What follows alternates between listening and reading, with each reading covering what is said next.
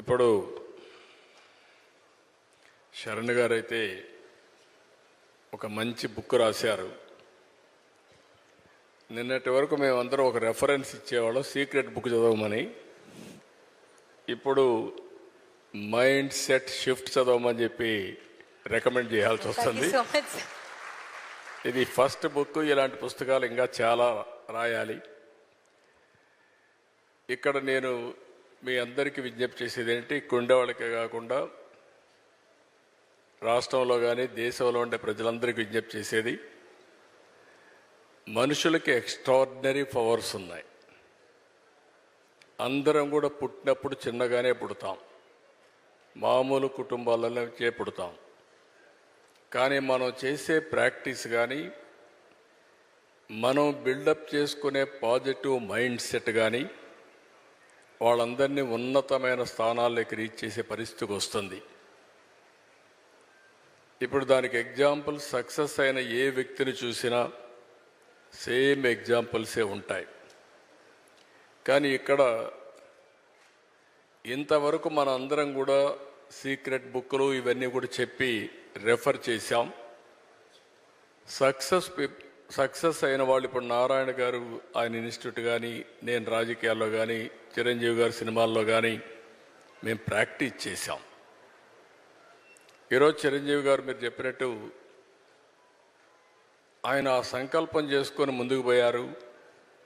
నేను కూడా సీఎంగా ఉన్నప్పుడు ఆయనతో ఎప్పుడు కలిసేవాడిని. కలిసినప్పుడు ఆయనలో ఒక ఆలోచన, అప్పట్లోనే నేను సమైక్య ఆంధ్రప్రదేశ్ సీఎంగా ఉన్నప్పుడు నేను బ్లడ్ బ్యాంక్ పెడతాను, మీరు నాకు కొంత స్థలం ఇస్తే అంటే, సామాజిక సేవ కోసం సినిమా యాక్టర్లు మామూలుగా సామాజిక సేవ కోసం ఆలోచించరు. అలాంటి ఆలోచన చేసిన మొదటి వ్యక్తి చిరంజీవి గారని చెప్పి కూడా నేను మీకు తెలియజేస్తున్నా. అలాంటి ఆలోచనతో ముందుకొచ్చారు. ఇప్పుడు శరణ్ గారు అయితే ఈ పుస్తకం రాసిన తర్వాత నాకు అనిపించింది,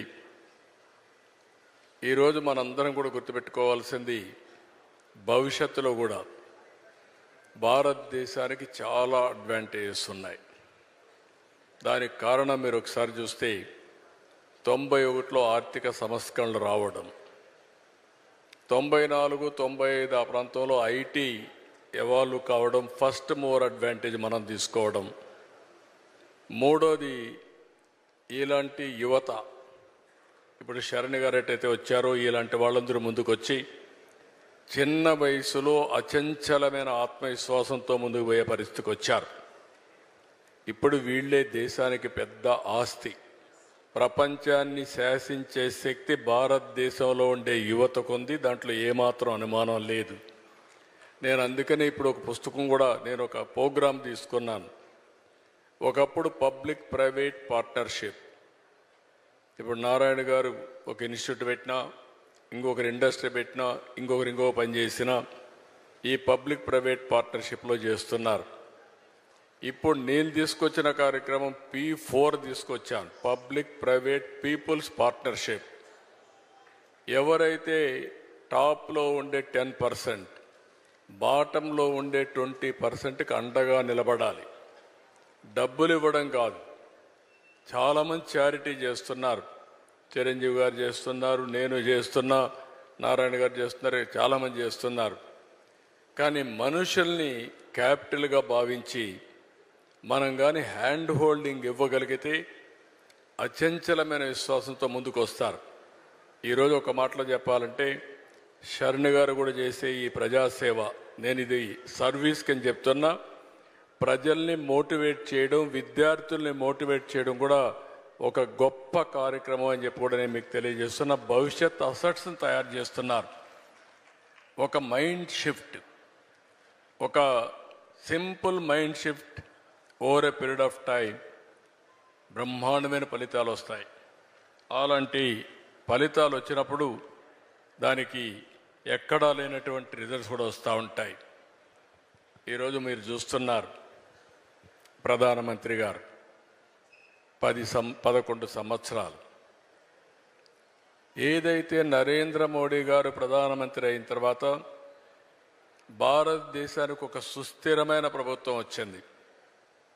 ఈరోజు వికసిత్ భారత్ 2047 తయారు చేసిన తర్వాత 10వ ఆర్థిక వ్యవస్థగా ఉన్న ఈ దేశం 5వ ఆర్థిక వ్యవస్థగా తయారైంది.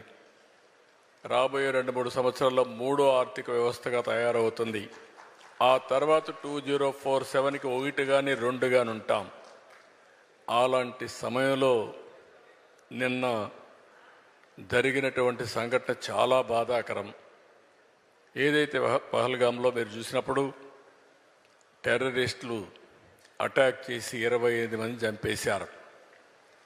అంటే దీన్ని బట్టి చూస్తే దేశం సుస్థిరంగా ముందుకు పోతా ఉన్నప్పుడు అస్థిర పరిస్థితులు తీసుకురావాలని ప్రయత్నం చేస్తున్నారు. దీన్ని భారతదేశంలో ఉండే ప్రతి ఒక్క పౌరుడు కూడా దీన్ని తీవ్రంగా ఖండించాల్సిన అవసరం ఉంది, గర్హించాల్సిన అవసరం ఉంది. నిన్ననే నేను ఎవరైతే చంద్రమౌళి డెడ్ బాడీని తీసుకొస్తే నేను వెళ్ళి రిసీవ్ చేసుకున్నాను. ఈరోజు పవన్ కళ్యాణ్ గారు కావలికి వెళ్ళి వాళ్ళ కుటుంబాన్ని పరామర్శించి వారు వచ్చారు. అంటే మేము చేయడమే కాదు, ఈరోజు ఇక్కడికి వచ్చినప్పుడు స్పాంటేనియస్గా నేను లాస్ట్లో చెప్దాం అనుకుంటే చిరంజీవి గారు ఆ ఇష్యూ తీసుకొని సంతాపం తెలియజేసే పరిస్థితికి వచ్చాం. ఈ విధంగా ప్రతి ఒక్కరూ బాధ్యతగా తీసుకొని దేశ సమగ్రతకు ముప్పు వచ్చినప్పుడు కానీ ఇలాంటి వ్యక్తులు ఎవరైనా ఈ దేశంలో ఇలాంటి అరాచకాలు చేసినప్పుడు ఖండించడమే కాకుండా భారతదేశ ప్రభుత్వానికి ప్రధానమంత్రి నరేంద్ర మోడీ గారికి పూర్తిగా సంఘీభావాన్ని తెలియజేయాల్సిన బాధ్యత మనందరిపైన ఉందని చెప్పి కూడా నేను మీకు తెలియజేసుకుంటూ, ఈ ఇన్స్టిట్యూట్ నుంచి మీరు అందరూ ఉన్నారు. ఎక్కడికక్కడ ప్రజా చైతన్యం కూడా చాలా ముఖ్యం. ఈరోజు ఇలాంటి శక్తులు కొంతమంది మనలో కూడా రావచ్చు, మామూలు వ్యక్తులుగా తిరగచ్చు, ఇలాంటి ఘోరాలు కూడా చేసే ప్రమాదం ఉంటుంది. కాబట్టి అప్రమత్తంగా ఉండాల్సిన అవసరం ఉందని చెప్పి తెలియజేసుకుంటూ, భారతదేశానికి ఆ శక్తి ఉంది, ఈ చిల్లర రాజకీయాలతో ఏమీ కాదు. అందుకే నిన్న కేంద్రం చాలా స్పష్టంగా చెప్పారు, ఏదైతే ఇలాంటి సంఘటన చేసిన వారిని ప్రపంచమే ఆశ్చర్యపోయే విధంగా ట్రీట్ చేస్తామని చాలా గట్టిగా చెప్పారు. అది భారతదేశం యొక్క శక్తి అని చెప్పి కూడా నేను మీకు తెలియజేస్తున్నా. కాబట్టి మనందరిలో కూడా ఆ చైతన్యం రావాలి, ఆ బాధ్యత ఉండాలని మరొక్కసారి కోరుకుంటూ, ఏది ఏమైనా చాలా బెస్ట్ ఈవెంట్. నువ్వు అప్పుడప్పుడు వీలైనప్పుడంతా వస్తూ ఉండమ్మా. నువ్వు బెస్ట్ ఎగ్జాంపుల్. నువ్వు మొన్నటి వరకు నిన్ను చూస్తే వారు చెప్పినట్టు కాన్ఫిడెన్స్ ఉండేది కాదు. నేను కూడా చిన్నపిల్లలు అనుకునేవాడిని, ఇంకా వీళ్ళని ఎదుగుతున్నారు అనుకున్నాను.